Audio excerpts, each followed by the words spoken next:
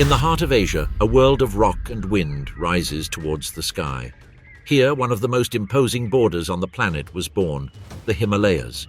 For millions of years, the Earth pushed its limits, raising these mountains that seem to defy the map. It is in this landscape, forged by force and time, that life faces its most extreme challenge. Here, altitude is not just a measurement, it's a test. Every meter gained towards the clouds demands adaptation, silence, and patience. The air, thin and cold, barely sustains life, and yet life endures. But at this altitude, resistance is not enough. Here, the land imposes its own rules and molds its creatures with ruthless precision. Every species that inhabits the Himalayas has been sculpted by the lack of oxygen, the cold, and scarcity. Their bodies are responses to the landscape, adaptations that border on the impossible. Every muscle, every bone seems to remember the conditions that forged it. Some creatures seem to have come from another world. The Tibetan fox, with its broad face and fixed gaze, is a shadow that blends into the stone. Higher up, the ibex climbs walls that no other creature would dare to touch, supported by horns that defy balance and logic. And on the frozen plains, Pallas's cat watches in silence, its thick fur and low body protecting it from the cold and the wind. Nowhere else on the planet has nature so profoundly transformed those who try to survive. Here, evolution was neither slow nor benign. It worked silently but brutally, shaping bodies that seek not beauty but efficiency. No creature at these heights can afford to be fragile. In this high-altitude realm, life not only survives, it redefines itself.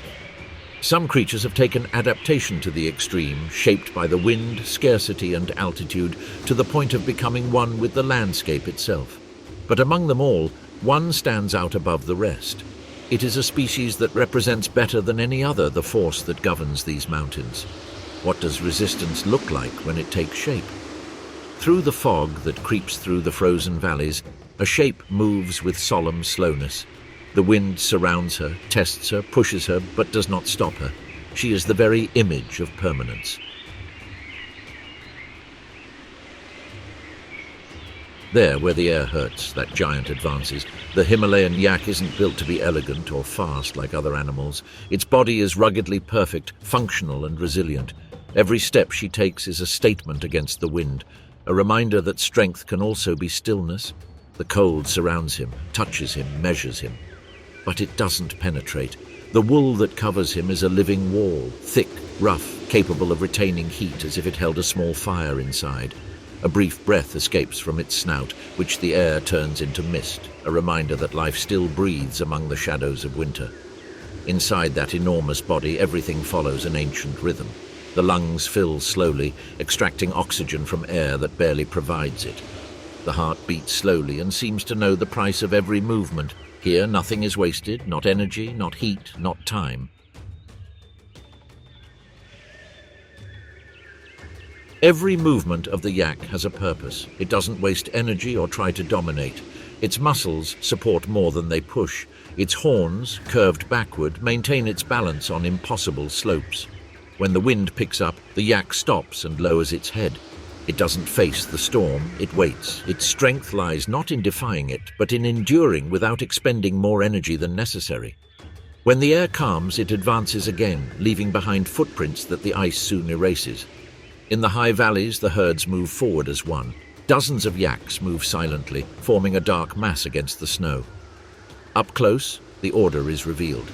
The mothers protect the young, gently pushing them when the ground becomes unstable and shielding them with their bodies from gusts of wind. The males mark their distance, clearing a path through the deepest snow and watching the edges of the group, alert to any threat. They all follow the same rhythm. There is no visible leader, only a collective consciousness that guides them along paths that only they seem to know. For a stretch, the advance remains constant. The air is still, and the only sound that breaks the silence is the crunch of ice under their feet. But in the Himalayas, calm never lasts long. The sky changes without warning. An icy wind descends from the peaks and lifts the snow in swirling eddies that spin over the plain. The storm arrives with the same silence with which ice forms. In a matter of minutes, the world turns white. The flock stops. The adults huddle together, lower their heads, and turn their backs to the wind. The young remain in the center, sheltered among the larger bodies. They don't run, they don't flee. They wait while the cold beats down like an invisible wall.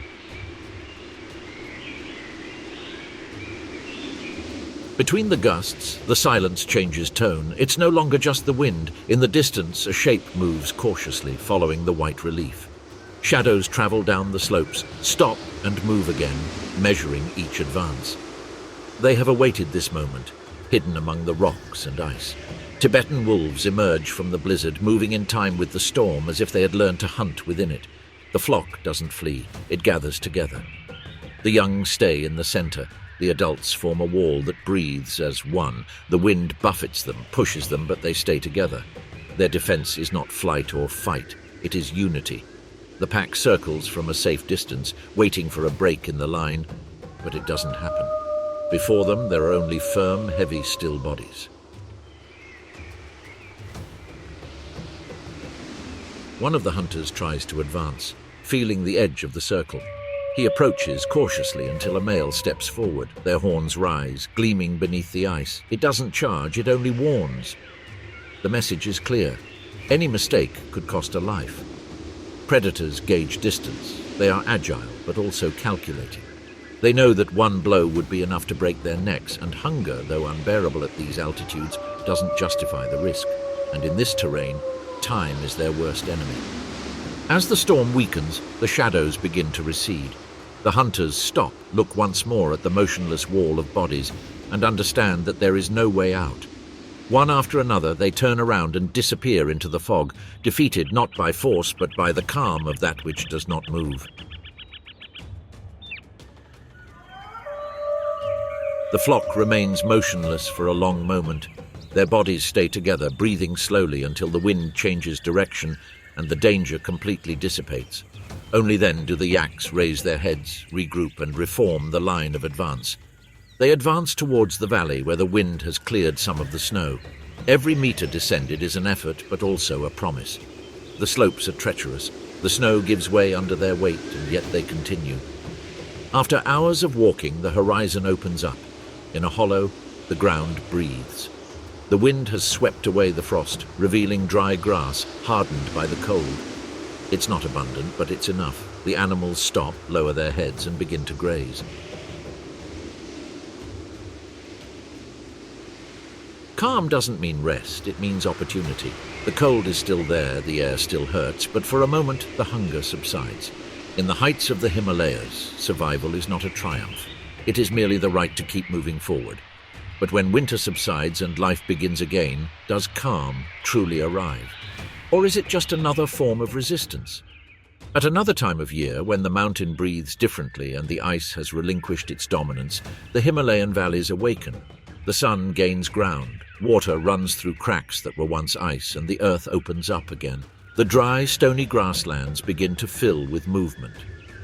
Among the yellow stems and grey stones, the first signs of life appear again. Pikas, marmots, and birds return to occupy their territory, and the mountain, for a brief moment, seems to breathe again. But in the Himalayas, no return is innocent. Where life reappears, so too do the eyes that haunt it. Among the shadows and rock crevices, a small figure glides with silent precision. He doesn't try to hide, he observes. He gauges the pulse of the valley, attentive to the slightest movement, barely breathing so as not to disrupt the balance of the air. It is the Tibetan fox, a patient hunter waiting for the exact moment when the stillness is broken. Its low body molds itself to the terrain and moves with almost instinctive precision. He moves forward among the stones and patches of dry earth with short, measured steps, gliding more than walking. Its erect ears pick up tiny vibrations that are lost among the stones, while its slanted eyes scan the terrain with the meticulous calm of a hunter who cannot fail. Every movement of the fox obeys the wind. It turns its face slightly, sniffs the air, and stops. It has detected a fresh scent. Pika peeks out from among the rocks. The thaw has revealed the first shoots, and at this time of year it must move tirelessly to gather food before the mountain closes in again. The fox follows him silently, with measured and slow steps. It keeps its snout low to conserve heat and holds its breath so as not to quickly betray its presence. When the moment arrives, the fox tenses up, its muscles contract under its fur, and its body arches before the leap. But the ice betrays its stealth. A slight creaking breaks the silence, and the rodent reacts in a flash, scurrying between the cracks. The fox remains motionless. On its face, with its strange and almost expressionless features, there is no trace of frustration or anger, only a stillness that seems calculated. The wind runs through his thick fur and ruffles it in short strands, as if the mountain were silently measuring him. He sniffs the air, looks for signs, and his eyes scan the valley with the same precision with which they previously tracked the prey. He's not in a hurry. At this altitude, the abundance of rodents is seasonal. Spring has awakened an ephemeral feast, where pikas, small marmots, and other tiny creatures move with vigor and confidence. The Tibetan fox persists. It repeats the cycle again and again, observing, waiting, calculating. Every attempt becomes a lesson. In this territory, energy is not wasted. Every leap demands calculation. Every mistake is paid for with hunger. Hours later, as the sun begins to set, the fox detects a new movement among the grasslands. It is not a small rodent this time, but a marmot, larger, more cautious, venturing out of its burrow to reach a tender shoot. The hunter flattens himself against the ground. His body moves in line with the shadows, crawling inch by inch. The marmot stops, raises its head, and sniffs the air. The wind is blowing in the fox's favor. It waits. An instant is all it takes. The leap is precise, sharp, silent. The marmot barely has time to turn before disappearing beneath the predator's weight. The valley stands still. Only the rustling of the wind through the grasses can be heard. The fox stops a few meters further on. It drops its prey and scans the horizon, alert for any movement. Eat quickly, with your eyes always alert, aware that in the mountains nothing belongs for long. But in a place where every meal is a conquest, what secrets does the body of someone who manages to survive hold? Compact and tough, the Himalayan fox is the result of precise adaptation. Every shape, every detail responds to the conditions of an open and ruthless world, where there are no natural shelters or trees that offer shade or cover. The short snout retains the heat the wind tries to steal, and just above it, the triangular ears rotate with precision to capture the faintest sounds without altering the body's shape. This balance between silence and warmth marks the first boundary between life and the cold. Higher up, the eyes, slanted and steady, complete that sensory map. They follow the movement of the air and the light, measuring distances and shadows with the speed of someone who cannot afford a mistake. All of this is encased in its thick, coarse fur, which blends it in with the dust and the rock. In an environment where exposure is synonymous with danger, disappearing is the highest form of intelligence. Each of these traits does not arise from chance, but from a long pact between the body and the mountain. The pressure of the altitude, the cold air, and constant exposure not only condition their lives, they have also sculpted their form. The Tibetan fox is a living response to the mountain, and every part of its body, from snout to tail, exists because the environment demands it. The landscape, more than a stage, acts as a sculptor. The sharp rocks, the icy streams, and the open valleys have shaped its way of moving. Each crack and each gust forces him to calculate distances precisely, to conserve energy, to adapt to the rhythm of a terrain that never forgives mistakes. Here, where improvisation means wear and tear equals death, anatomy and behavior become inseparable. The fox doesn't confront the Himalayas, it interprets them. Everything about him is a consequence of extreme balance, a silent response to the harshness of a world that does not give second chances. And when the day ends, that balance turns into movement. As the sun dips below the peaks and shadows lengthen across the plain, the fox retreats with its prey, merging into the stony horizon. Spring has offered abundance, but also survival lessons etched into every muscle and every nerve. Their existence is a continuous exercise in patience and calculation, a reminder that in a world where the visible is dangerous, what matters is not being seen. And so, as the plane fades into silence and the wind sweeps the dust across the land, a doubt hangs suspended in the air. Even the fox, so well adapted, depends on patience and a body shaped by altitude to survive. What happens to a predator who lives among even more elusive shadows with a body designed for the impossible? The air in the heights of the Himalayas seems motionless, but beneath its stillness beats a world in constant tension. The light is cold, almost metallic, and the horizon stretches out with no signs of life. Between the rocky edges and the wind-hardened snow, a shadow moves slowly. Barely a curve, a flash among the stones, a footprint that disappears before being recognized. The snow leopard watches from a ledge, invisible to anyone who does not know the gaze of the mountain. Its body, covered by a thick mottled cloak, blends into the rock. There, where the eye can no longer see, the stalking begins. In the distance, a silhouette moves clumsily. It is a young baral, a blue goat that has lost contact with its group. She has ventured beyond safe limits, attracted by a patch of grass that the ice had left exposed. In a landscape where food is scarce, solitude is the price of hope. The leopard knows this. There is no mistake in its distance. There is no impulse. His pale eyes follow every movement of the herbivore with the calm of someone who understands that time here is not measured in minutes, but in opportunities. It could attack now. The prey is close, distracted, within reach of a leap its body has perfected over generations, but he doesn't. The wind is blowing from the wrong direction. Even the slightest breeze could betray his scent, turning the attempt into a failure. In these mountains, every chase is a huge energy expenditure, and one mistake can mean days of hunger. That is why the leopard waits. It breathes calmly, its body aligned with the rock, immersed in the play of light and shadow that conceals it. The air seems to synchronize with its stillness, as if the mountain were breathing at the same rhythm. Further down, the baral advances along a moss-covered slope, stops for a moment, sniffs the air, and raises its head without noticing that it is being watched. From its vantage point, the leopard doesn't blink. It remains motionless, its gaze fixed, measuring the herbivore's every move as if deciphering an invisible code. His eyes, pale and tense, scan the body of his prey again and again until he memorizes the rhythm of its breathing. He shows no haste or distraction. His presence is sustained with almost ritualistic precision, and every glance is a calculated act of silent domination. The baral continues on his way, unaware that each of his steps traces the hunter's path. It stops for a moment, shakes the snow from its paws, and searches with its snout for a sprout among the cracks. Its presence keeps the pulse of the valley alive as much as the strength of the leopard that observes it. From the distant ledge, the hunter accompanies each step of the herbivore with a stillness that seems part of the landscape. When the prey moves, he moves with the same slowness. When it becomes still, his body merges with the rock until he disappears. In that silent synchronicity, attention is focused on the detail, and the leopard's body reveals the origin of its precision. Nothing about him is accidental. Every muscle responds to the balance, and every movement prolongs the silence that sustains him.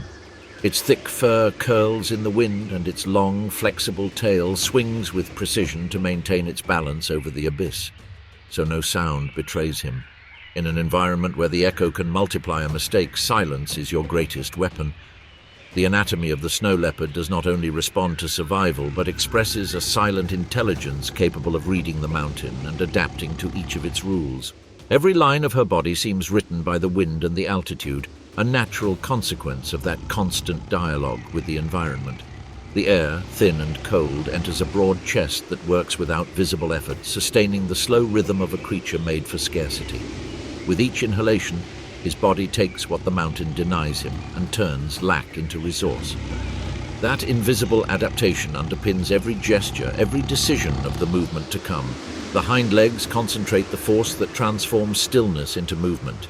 They define the precision of each jump, the possibility of crossing the void without failing. The claws, curved and firm, dig into the rock like living anchors that ensure balance on the slope and support the weight of the weight. From there, contact with the land defines his silence. The pads, covered in fur, absorb noise and erase footprints on the ice, prolonging stealth and turning every advance into a shadow that leaves no trace. From its compact and firm head, the leopard commands the hunt. The eyes, pale and attentive, follow the prey's path. The ear interprets what the light does not reveal, and the whiskers read the direction of the wind. Each sense prolongs the tension of the body, and the whole animal becomes a single intention suspended over the mountain. That energy runs through the body like an invisible current, contained in the compact jaw, where the force folds back and awaits the exact moment to manifest itself. From the outside, however, everything is calm. Time stretches out over the valley. The light advances and recedes like a silent tide, and the air changes density with the passing hours. The leopard's immobility does not break, it only transforms, extending until it merges with the pulse of the mountain. For hours, the feline follows its prey from the heights. It doesn't look for immediate movement, but for the pattern. Learn their routes, their schedules, their distractions. In the Himalayas, where the air is thin and life clings to what is possible, prey is scarce and distant. The altitude limits the grazing land, and the cold freezes the valleys. In that territory that demands calculation and patience, knowledge becomes the highest form of hunting. As the afternoon wanes, the baral moves away towards an area where the rocks form a natural amphitheater. The leopard stops on a ledge overlooking the valley. From there, the terrain unfolds like a map of decisions. Every crack, every path, every shadow has a purpose. He senses that his prey will return, because in these mountains, scarcity forces one to repeat the same paths. As the sun retreats behind the peaks, the valley is plunged into a dying light that slowly fades away. Night descends slowly, and the feline does not lie down immediately. It moves cautiously through the shadows, advances over the hardened snow, and stops at a higher point. From there he observes. His eyes, adapted to the dimness, follow the silhouette of the baral resting at the bottom of the valley. The herbivore sleeps with a restless sleep. It settles down, raises its head, then buries it again between its legs. The night covers him, but it does not protect him. The hunter remains motionless, master of time and distance. He could reach him whenever he wishes, but he does not. The wait continues, as precise and silent as the environment that sustains it. The hours stretch out silently. The feline watches the baral, who sleeps soundly, oblivious to everything. Then it gets up and descends with steps that leave no trace. He reaches a small stream hidden under the ice, drinks without disturbing the silence, and with the same stealth returns to his waiting position. In the valley, night begins to loosen its grip. The frost reflects a faint glow, and the shadows retreat into the folds of the mountain. The dam awakens with the first chill and slowly gets up, seeking shelter from the edges of old moss and patches of grass that the snow has left exposed. It advances alone through narrow strips between snowfields and loose boulders. He stops, raises his head and reads the wind, checking that the air carries no signs of danger. The stream descends from the buttresses and carries with it the scent of the hunter, scattering his trail throughout the valley. Taking advantage of that moment, the leopard moves a few meters higher with invisible steps, maintaining its height and copying the route of its victim from a higher level. Each foothold finds its place in the shadow of a crack that breaks the granite's sheen. The wind carries away its scent and leaves the dam alone within its routine. The herbivore crosses a tongue of hard snow and stops beside a dark edge, where the thaw leaves a trickle of water running. He drinks with his neck outstretched and raises his head again as if reading a sign that only he understands. He resumes his pace towards a shoulder of the hill and gains ground with short grass that he already knows. The leopard doesn't descend yet. It adjusts its distance and remains motionless behind a ridge. Look beyond the individual you followed since nightfall. Look at the direction, not the body. The map of the valley unfolds before you as if the terrain itself were speaking. The corridor opens onto a wide terrace where new footprints appear that do not belong to a single animal. There are crisscrossing marks and remnants of hair that the wind failed to tear from a withered bush. The hillside shows repeated use that makes no noise, yet leaves evidence on the ground. The baral turns to the left and takes the outer edge of the terrace. The predator understands the direction of that curve because it has seen it before in other winters. An individual's path begins to resemble the habit of the herd. The rocks form a natural amphitheater that forces you to pass through a narrow passage before opening into a plain with no easy exit. Down below drops a ramp polished by old avalanches, and up above a wall cuts off any attempt at direct ascent. The leopard descends 2 levels with short, dust-free jumps. The tailbone provides balance and the body flattens against the stone. The head aligns with the spine and the chest holds just enough air to contain the urgency. Everything is set up for a short race that doesn't allow for correction. Suddenly something changes in the feline's favor. The baral is not alone. 2 females and a smaller juvenile appear from the shadow cast by a fallen block. The group moves forward with the awareness of those who live on a slope, but without any immediate suspicion. The light hits the clearing and reveals the contours. The leopard measures the angle offered by the stone neck and remembers the time when the wind changes. The margin of error shrinks to a single instant where the body's physics and the terrain's shape align. The decision hinges on a muscle trembling beneath the fur. The leap happens without warning. The stone returns with a sharp thud and the air splits in a sound that is neither a scream nor thunder. The leopard lands on the young man's flank and the plane explodes with slithering paws. The bite seeks the base of the neck and finds bone that gives way with a snap that the valley hears and stores. A female charges reflexively and collides with the predator's side. The feline twists its entire body and anchors its claws in the thick fur. The old snow cracks into fine lines that run beneath their bodies. Dust rises in a low cloud that doesn't quite obscure the scene. The young man tries to get up and loses his footing on a layer of ice beneath the grass. The predator corrects its bite and presses relentlessly. Its weight shifts to where the predator's breathing is cut short and the struggle becomes brief. A hoof strikes the leopard's jaw, which refuses to release. Its tail remains taut like a cable, restoring its balance. The esplanade vibrates with a dull echo that quickly fades, and the silence returns with a density that does not allow for celebration. The leopard keeps the prey motionless long enough for the body to stop resisting.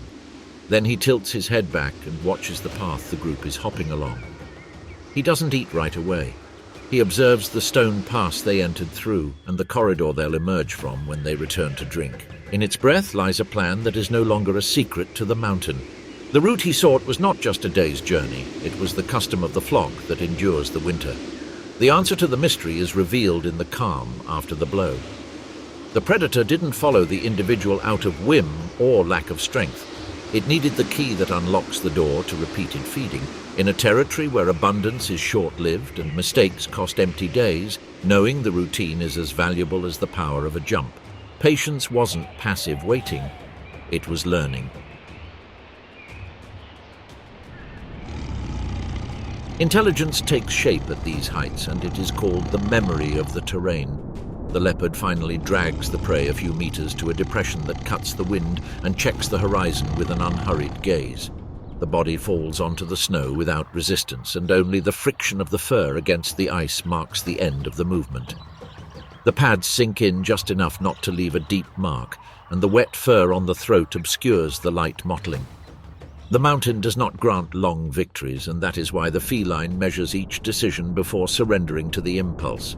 Eating immediately might attract other animals to the trail, but delaying the feast by a minute might save you from a fight that is more exhausting than a chase. A crow descends and perches at a safe distance. The leopard doesn't look at the bird, it only raises its head and scans the amphitheater, the terrace where the group has disappeared. He observes the corridor he learned while waiting and the point where the water hides under the ice, as if silently reviewing the lesson he has just confirmed. His patience was not an ornament. It was the mechanism that solved the future hunt. Because in a world where everything requires effort, the mind is also a muscle.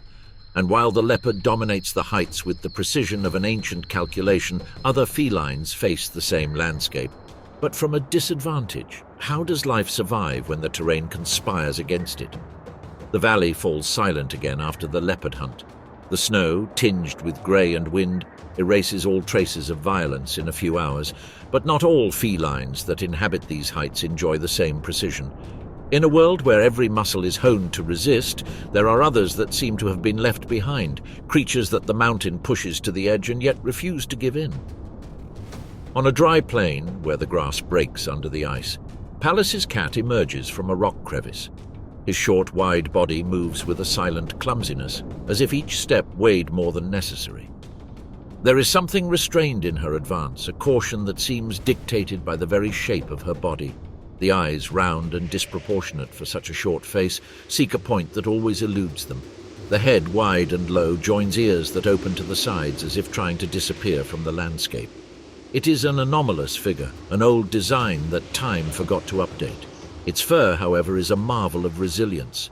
No other cat on Earth possesses such a dense coat.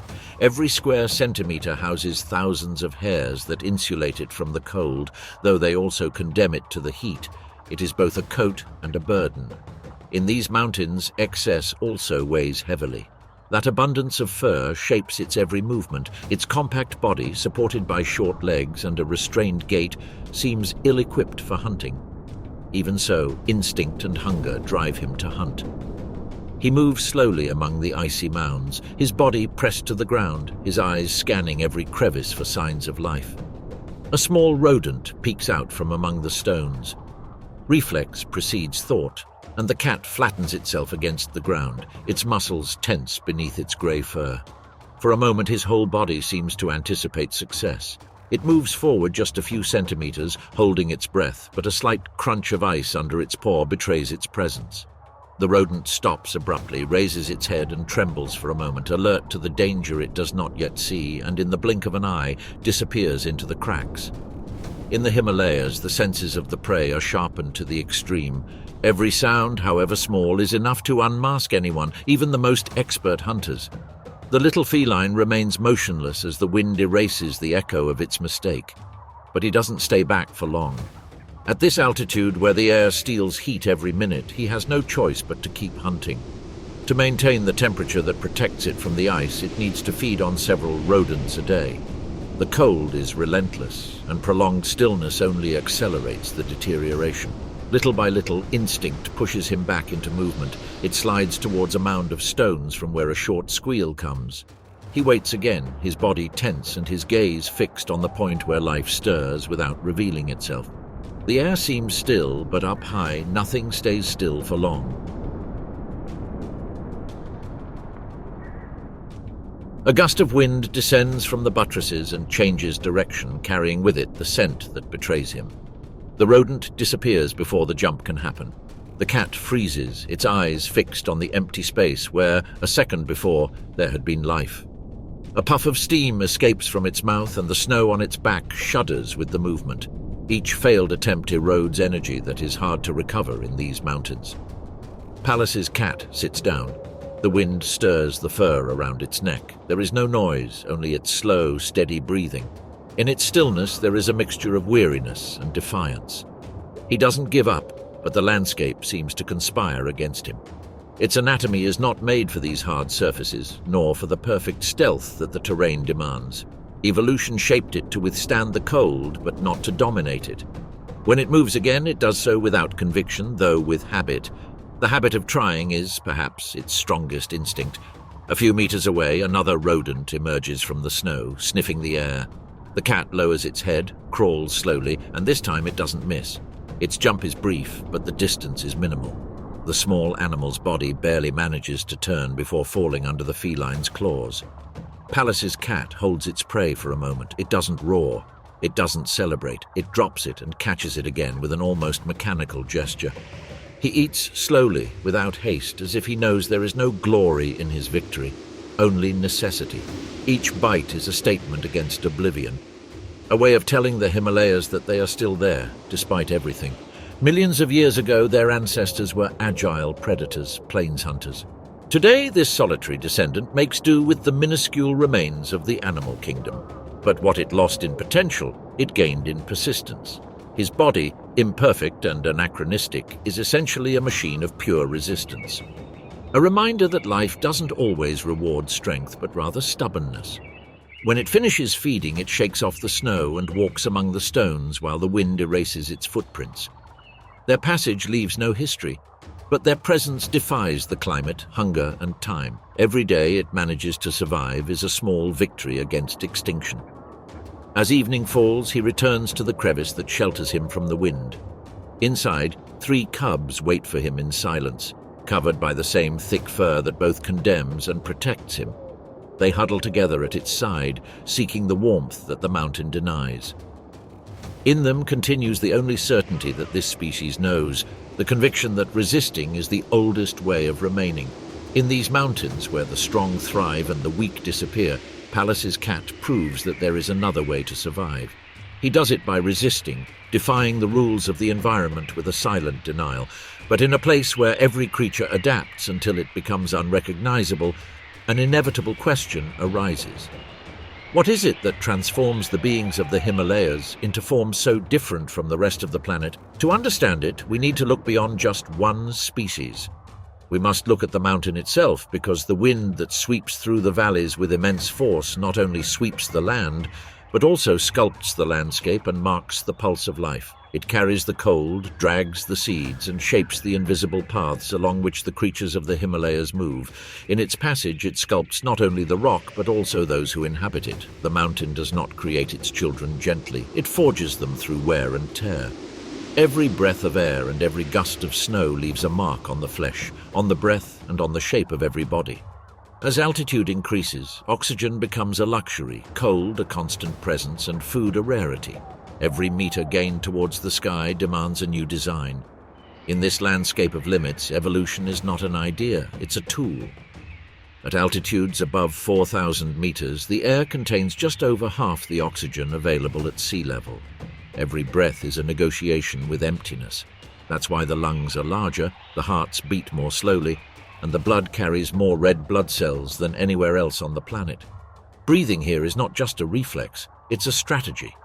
Among all those bodies shaped by height, one stands out as the clearest example of extreme adaptation. His silhouette blends into the mountain and his breath mixes with the cold air that dominates these heights. The yak embodies that biological precision. Each breath is deep, measured, born from a chest that acts like an inexhaustible bellows. The blood, denser than that of any other animal, circulates slowly and retains oxygen as if it were a treasure. Thanks to this internal machinery, he can traverse icy slopes for hours without losing pace. His body doesn't fight against the mountain, it accompanies it. Every muscle, every cell is designed to capture oxygen where it is scarce. Their entire existence is a response to the thin air that would kill any other living thing. Even at rest, your body continues to conserve every resource. The heat it generates is conserved, and the energy it consumes is distributed with almost impossible precision. Nothing is wasted because at this point any excess is paid for with life. But altitude isn't the only challenge. In this high-altitude realm, abundance is a distant memory. Prey is scarce, plants grow only for brief windows of time, and competition is measured not by size, but by precision.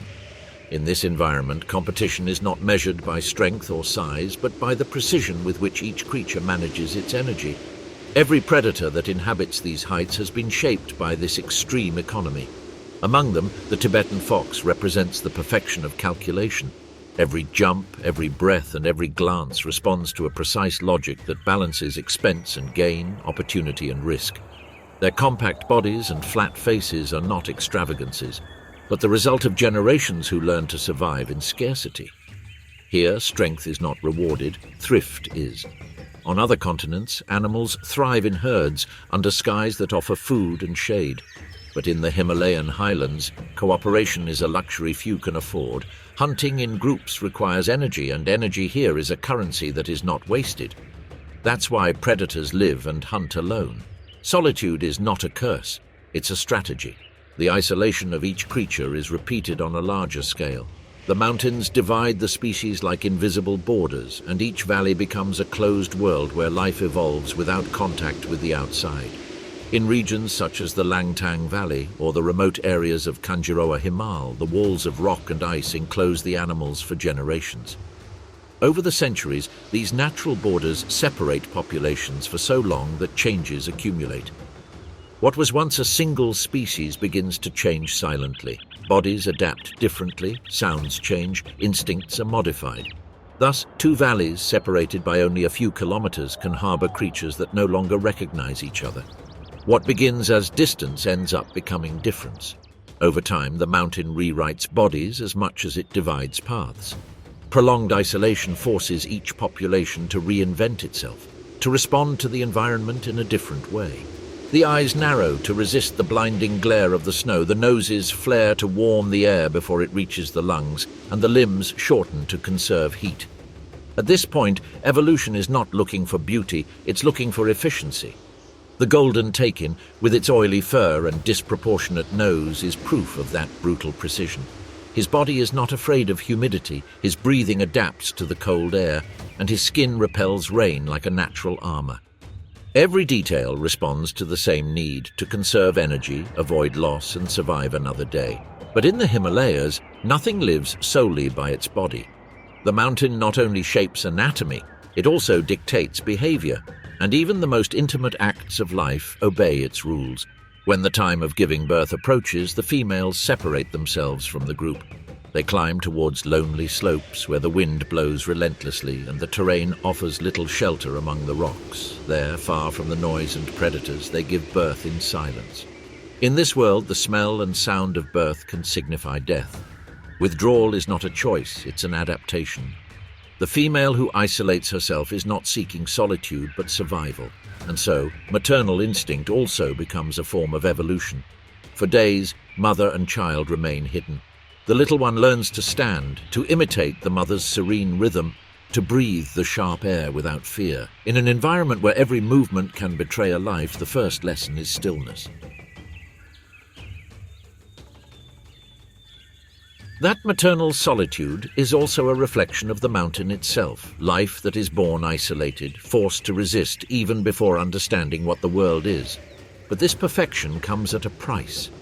In their struggle to survive, each species became a prisoner of its own adaptations. His body is a key that fits only one lock, the Himalayas.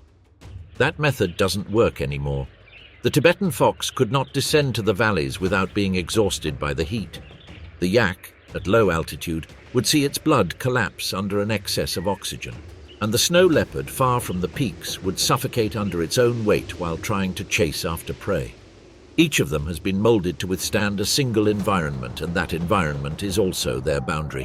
This paradox holds the truth of the Himalayas. Evolution made them perfect for an impossible world, and that perfection denies them the possibility of escape. What was once adaptation is now a curse. At these altitudes, every creature breathes with difficulty, every step an act of resistance. But among the rock and snow, there is still life that defies logic, tiny and persistent.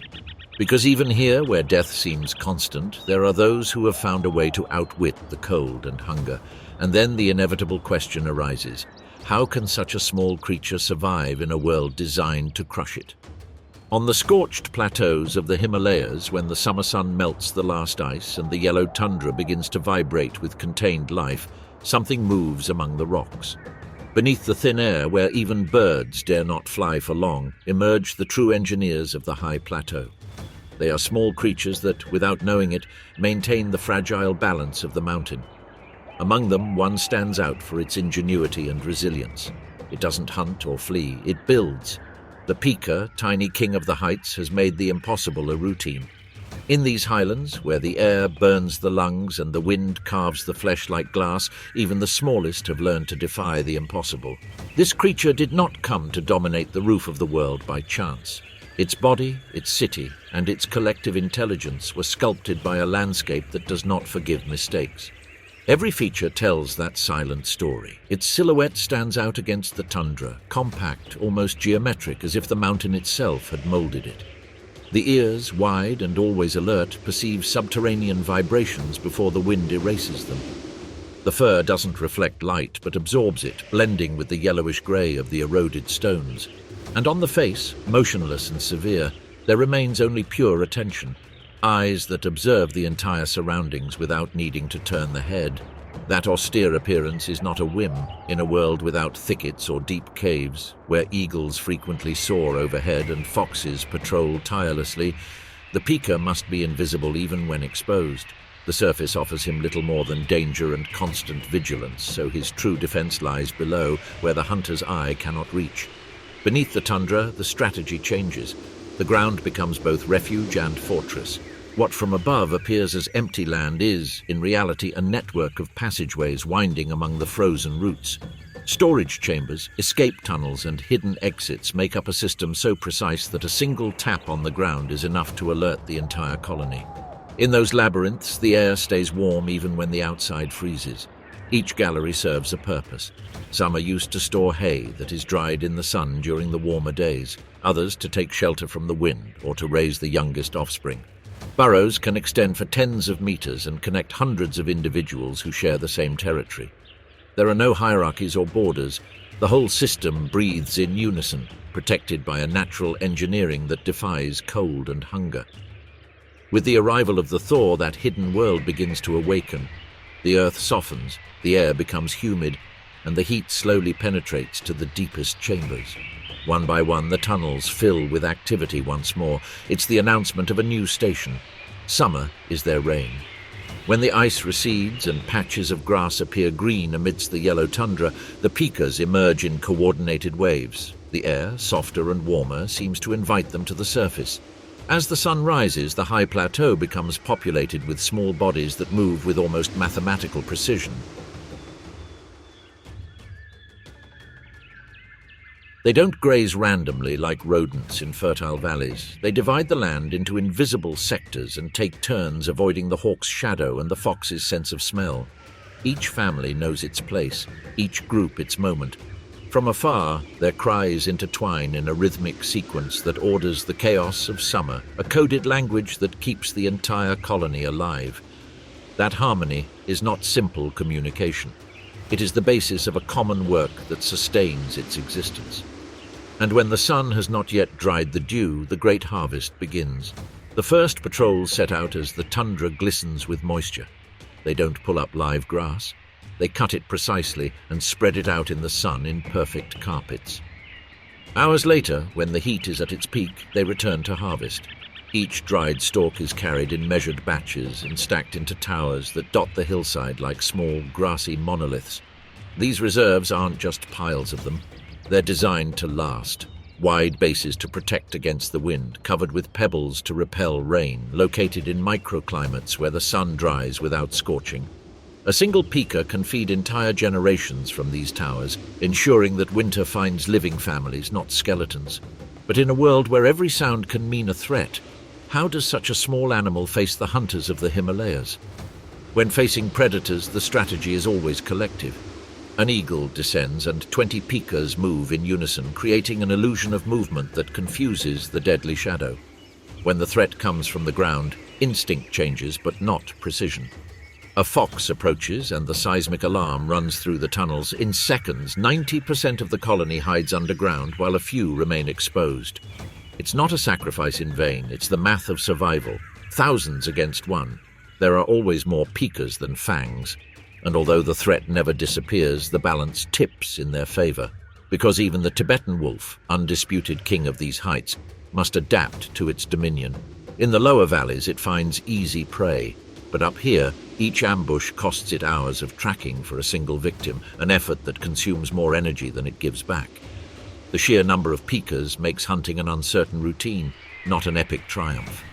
In this inverted territory, the small kings dictate the pace for the giants. Thus the day unfolds, calculated foraging, constant vigilance, methodical construction. At dusk, when the shadows lengthen and the cold returns, the patrols withdraw.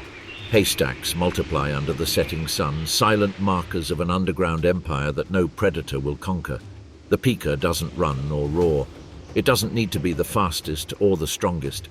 Its victory lies in permanence, in transforming a hostile landscape into a vibrant metropolis. Where others see desolation, he sees opportunity. Where others freeze to death, he multiplies. In the Himalayas, even the youngest have learned the secret of the heights. Survival is not achieved by challenging the mountain, but by becoming part of it. The pika did not arrive by an isolated miracle. Generation after generation, it learned to listen to the whispers of the wind, to build with eternal pebbles, to multiply where death seemed inevitable. A body that does not impose but persists, an intelligence that does not conquer but prevails. In these lands where everything perishes, the little king demonstrates that true evolution is not about becoming a giant, but about being the force that sustains the entire ecosystem on his invisible shoulders. But if life hides and thrives in silence beneath the earth, what happens in the heavens, where there is no refuge or shade? There, where the air is thin and distance is immeasurable, another creature rules. Not from the crowd, but from solitude. Between the crags that tear through the clouds, a shadow looms over the tundra. It glides effortlessly, slicing through the horizon with wings that never waver. It is the golden eagle of the Himalayas, a hunter forged by the wind, a gaze that commands even where life barely dares to breathe. From her vantage point, she surveys the tapestry of the plateau, the same world that for the pika is both fortress and refuge. But for her, every tiny movement, every glimmer among the stones is a promise of food. What for some is hiding place, for others is opportunity. This realm of high altitudes is unforgiving. Here, at 6,000 meters, the oxygen is a whisper and the cold cuts like glass. But the eagle doesn't just survive, it reigns. Its body is a miracle of precision, sculpted by a landscape that punishes the ordinary. Their wings, thinner than those of their sisters from distant plains, cut through the thin air with an agility that defies gravity. Triple-layered feathers, woven like a shield, retain body heat against the eternal ice, and its talons, curved like steel hooks, never fail to close in on its prey. What is most disconcerting is its gaze. Eyes that see what others cannot, the invisible trail of a pika, marked by the ultraviolet light reflected by its fur. Where a fox sniffs out tracks in the earth, the eagle reads the secret language of the sun. From 3 kilometers high, he distinguishes the movement of a rodent among indistinct rocks, a flash that betrays the perfection of the camouflage. Hunting in this realm requires more than strength. Pikas, with their seismic alarms and collective mirages, are masters of evasion. But the eagle has learned to outwit this strategy. At dawn, when the low sun blinds the tundra, the eagle glides silently at a height where not even the wind betrays it. Its dive is a lightning bolt without warning. From the infinite sky, it falls at more than 200 kilometers per hour, at a perfect angle that defies the mirage of the pikas. In just 2 seconds, before the seismic shock alerts the colony, a claw catches its prey and tears it from the ground as if it had never existed. For a moment, the air falls silent again. The cycle seems to have been completed, but the day in the heights never ends the same way it began. When the sun sets and the shadows lengthen across the tundra, the strategy changes. It doesn't always hunt alone. At dusk, when pikas emerge to gather dry grass, eagles work in pairs. One distracts, hovering low and triggering the alarm. The other waits, suspended in the shadows, invisible against the glow of the sunset. When chaos erupts in the colony, it plummets, and confusion becomes its ally. No human calculation could match the synchronicity of this attack. It's a dance of air and precision, where each movement depends on the other. A fraction of a second of error, and the wind betrays them. But when they hit the mark, the tundra falls silent. Only the dry sound of the impact remains. When the hunt is over, the horizon is ablaze. The silence that follows is not rest, but vigilance. The tundra cools and the wind descends, carrying with it the last traces of the day. From the cliffs, where the air barely sustains flight, one of the eagles guards the entrance to the nest. The other one returns, bringing the prey in its claws. There is no apparent celebration, only a precise exchange. One deposits the food, the other takes flight and flies away, disappearing into the glow of twilight. Thus they take turns, day after day, as if they knew the secret language of balance. In the hollow of the rock, 2 chicks wait. Covered in grey down that barely protects them from the cold, they thrash about with blind hunger. The female tears off small pieces and offers them with a measured gesture, without tenderness, without pause. Every bite is oxygen turned into meat, every prey hunted one more night of life. Above, the sky fades. The air thickens with darkness, and only the sound of the wind breaks the stillness. The pair alternate guard duty, watching from the ledge for the movements of other birds of prey that circle, looking to steal what they did not hunt. In the mountains, even kings have enemies. As night falls on the slopes, the cycle begins again.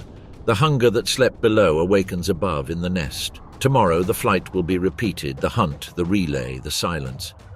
In the heights of the Himalayas, nothing stops, not the wind, not life, not the gaze of the eagle that never ceases to observe. In this harsh and inhospitable territory, this bird of prey is not just a predator, it is a guardian of the balance. Without the eagle, rodent colonies would devour the tundra, leaving the plateau bare for the winter. Each descending claw is a thread in the tapestry of the Himalayas, proof that even the fiercest hunters serve a greater order. But their reign is not without rivals. On the hillsides where the pikas build, other eyes watch from the ground. There, where the eagle's shadow dissolves on the ground, the domain of another hunter begins. At wind level, between the bare tundra and the frozen dust, moves a figure that does not need the sky to command respect. It doesn't fly, but it runs with the same elegance as an eagle soars. It is the Tibetan wolf, heir to silence, hunter of open horizons. Changtang Plateau. The air is so thin it cuts your lungs and the sun beats down like a fire without a flame. There are no trees, no hiding places, just an endless expanse of land where every sound could be a fatal mistake. But for the wolf, that absence is freedom. The cold doesn't stop him, the emptiness doesn't frighten him. His territory begins where everyone else's ends. It doesn't linger near precipices or fertile valleys. It claims the high plains, the plateaus at 5,000 meters, the gravel fields where oxygen is a luxury and life is measured in silent steps. There, where the eagle reigns in the air, he rules the dust. Fewer rivals, massive but slow prey, room to maneuver where speed means life, and above all a rarefied air that demands more than strength. It demands a body rewritten by time. Of all the packs of its species, the Tibetan wolf is a rare breed forged at high altitude, more compact than its northern brethren, more resilient than those of the plains. It has a wide torso, legs like snowshoes on the snow, and fur that traps heat like a cloak of divine wool. But what's most unsettling is its breathing. It doesn't gasp, it doesn't tremble. In a place where a man succumbs in a few hours, this wolf runs for days.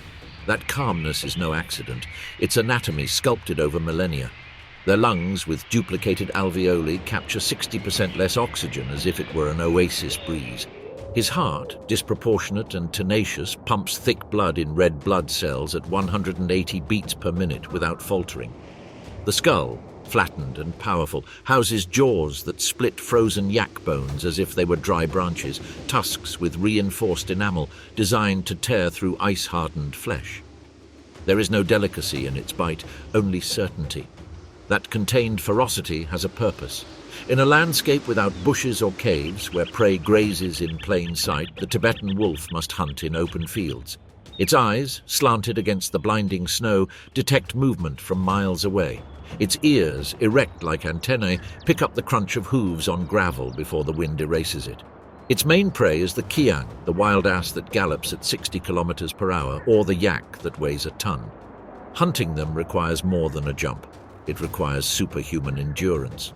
The herd begins at dawn when fog still blankets the plateau.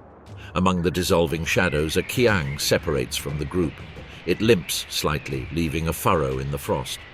The wolves watch him from a distance, motionless, measuring the air, the direction of the wind, the pulse of the valley. They're not attacking yet. They're waiting. The leader takes a few steps forward and lies down on a mound. From there, only his eyes move. Its fur, yellowish-grey in summer and whitish in winter, blends into the tundra until it becomes invisible. The wind passes over him without carrying his scent.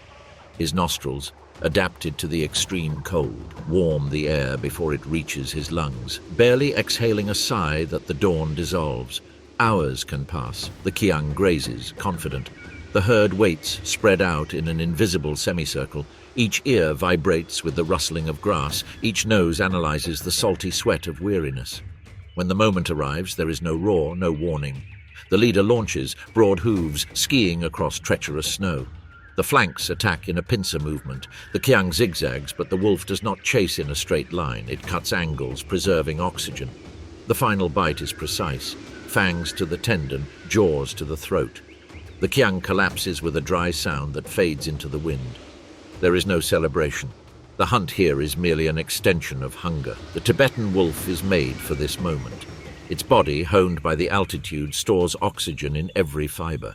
He can run distances that would exhaust any other hunter, and when he finally stops his prey's heart, he does so without waste. The pack eats slowly. Each one takes its turn, tearing off the warm meat before the cold hardens it. A single body can sustain them for days, but the mountain does not forgive excess. The rest lies buried under the snow, covered in dust and silence, a living larder for the days when the tundra closes its doors again. Their diet includes carrion when it is scarce, but they prefer fresh prey. The abundance of ungulates dictates their offspring, strong herds in years of healthy kiangs, famine if the cold decimates the prey. That's how precarious the balance is at 5 kilometers high. It doesn't rely solely on sight. Its surgically precise ears pick up the subterranean gallop of hibernating marmots or the movement of distant herds. Its sense of smell, direct and unobtrusive, tracks footprints evaporated by the dry wind. It does not run like the Arabian wolf of the desert, where the sand allows for eternal chases. Here, a mistake means returning exhausted with burning lungs. That's why the pack fails and rethinks. There's always another kiang, another hill, another calculated opportunity. This is how the Tibetan wolf cycle unfolds, not a war of speed, but a chess game against hypoxia. It doesn't roar to impress. It doesn't leave unnecessary corpses. Its aim is deadly economy, permanence in the impossible. When the sun sinks behind the peaks and the stars cut through the black sky, the herd retreats. It doesn't mark its territory with empty howls. A low whimper is enough to coordinate positions. The blood freezes in the snow, but the trail disappears with the dawn. The only certainty that remains is that on that plateau where life is denied, there is a hunter who breathes the unbreathable, who kills the unkillable, who transforms the poison of the Himalayas into absolute dominion. A body that does not yield to the cold or the emptiness. A gaze that does not blink in the face of death. Marked by high-altitude lungs and iron fangs, he defines evolution not as a theory, but as the claw that sustains life on the roof of the world. But the wolf is not alone in this silent struggle. From the fox's dens to the eagle's wings, from the pika's burrows to the yak's chest, every creature that inhabits these heights shares the same destiny, to defy what should destroy them. Every breath here is an act of defiance, a pure denial of extinction.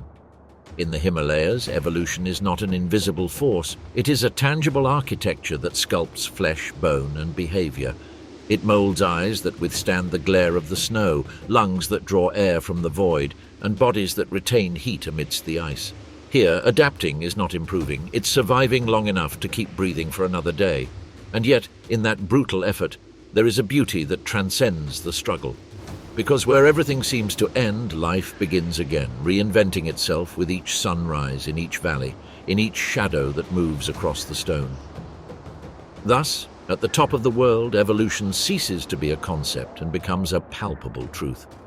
A truth that can be summed up in a single certainty, that life, fragile, patient, and obstinate, always finds a way. Even if the air hurts, even if the mountain denies it, even if everything indicates that it should no longer exist.